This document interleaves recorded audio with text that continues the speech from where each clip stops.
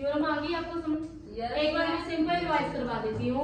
एक त्रिभुज A B C त्रिभुज में कोई लाइन भुजा BC के समान से एक भुजा DE जो अन्य भुजाओं को D और E पे प्रतिच्छेद करती है, ये अन्य भुजाएं को एक ही अनुपात पे विभाजित करती है। ठीक है बेटा, आपने डायग्राम को बोल बोल के बनाओगे तो आपको डायग्राम भी बनाना आ जाएगा, स्टेटमेंट भी याद हो जाएगी।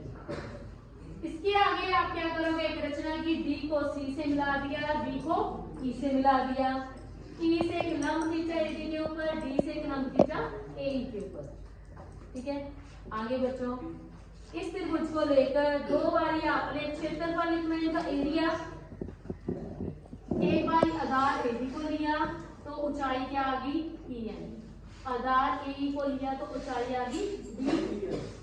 ठीक है, दूसरी बार इस त्रिभुज को लेंगे तो आधार है अगर BB तो इसकी भी ऊंचाई क्या है EN है, आधार है अगर EC तो ऊंचाई क्या है EM। चार बारी हमने क्षेत्रफल लिख दिया।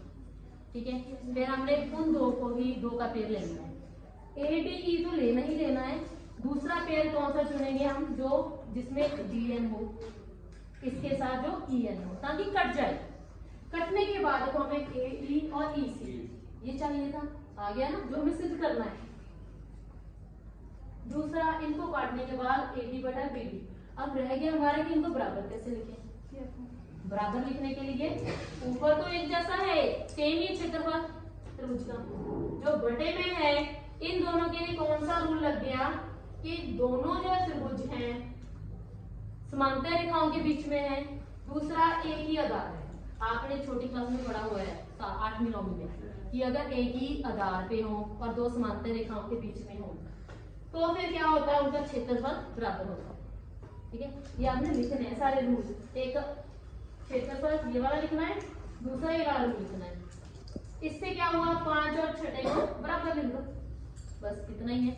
और इसके बारे में जो भी सम आए, मान लो कोई 2 नंबर दे रखे होंगे आपको यहाँ पे और एक तीसरा कोई निकालना होगा। यहाँ पे भी दोनों दे रखे हैं और एक 3 दे रखे हैं, चौथा निकालने के लिए आप इस फॉर्मूले को यूज करोगे। ठीक है, अब कोई डाउट? No ma'am. 2 अगर 3 दे रखे हैं